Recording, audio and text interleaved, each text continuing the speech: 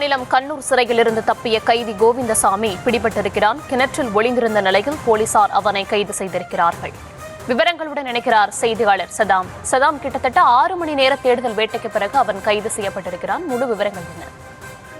வணக்கம். அதாவது கண்ணூர் மத்திய சிறையிலிருந்து தப்பி சென்ற தமிழகத்தைச் சேர்ந்த கோவிந்தசாமி தற்போது கண்ணூர் மாவட்டத்திற்கு அருகே உள்ள பழைய கட்டிடத்தில் அமைந்துள்ள கிணற்று பதுங்கியது நிலையில் கோவிந்தசாமியை தற்போது போலீசார் சுற்றி வளைத்து பிடித்துள்ளனர். சிறையிலிருந்து தப்பி சென்று அதாவது 6 மணி நேரத்தில் போலீசார் கோவிந்தசாமியை மீண்டும் கைது செய்தது என்பது குறிப்பிடத்தக்கது. கேரள மாநிலம் கொச்சியில் பணிபுரிந்து வந்த சௌமியா என்ற பெண்ணை எர்ணாகுளத்தில் பாலியல் பலாத்காரம் செய்து தண்டவாளத்தில் வீசி கொலை செய்து சிறையில் அடைக்கப்பட்ட ஆயுள் தண்டனை கைதியான விருதாச்சலம் மாவட்டத்தைச் சேர்ந்த கோவிந்தசாமி இன்று அதிகாலை கண்ணூர் மத்திய சிறையிலிருந்து கம்பியை உடைத்து ஜெயிலின் மதில் சூழலிலிருந்து குதித்து துணி மூலமாக கீழே இறங்கி தப்பி சென்றதாகவும் கேரள மாநிலத்தில் ஒரு அதிர்ச்சிக்குள்ளாக்கியுள்ளது. போலீசார் அவரை தீவிரமாக தேடிய நிலையில் அதே போல அங்கு பொருத்தப்பட்ட சிசிடிவி கேமராவில் இன்று காலை ஆய்வு செய்தனர். அதில் அவர் நடந்து செல்லும் சிசிடிவி அந்த காட்சியிலும் தற்போது பதிவாகின்றது. இந்த நிலையில் கேரள மாநிலம் கண்ணூர் மாவட்டத்திற்கு உட்பட்ட ஒரு பழைய கட்டிடத்தின் அருகே அமைந்துள்ள கிணற்றில் பதுங்கியிருப்பதாக போலீசாருக்கு ஒரு ரகசிய தகவல் கிடைத்தது. தகவலின் பேரில் போலீசார் சம்பவ இடத்திற்கு அந்த கட்டிடத்தை போலீசார் பாதுகாப்பு வளையத்தில் கொண்டிருந்தனர்.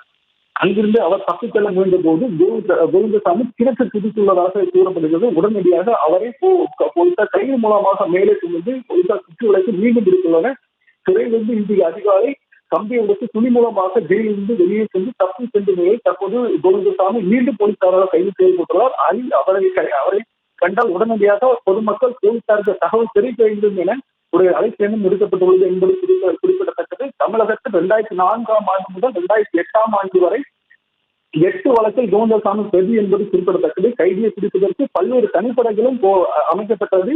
அதே போல இந்த நிலையில் கோவிந்தசாமி பழைய கட்டத்தில் அமைந்துள்ள ஒரு கிணற்றில் குதித்து தப்ப முயன்ற போது போலீசார் அவரை சுற்றி வளைத்தனர் என்பது குறிப்பிடத்தக்கது.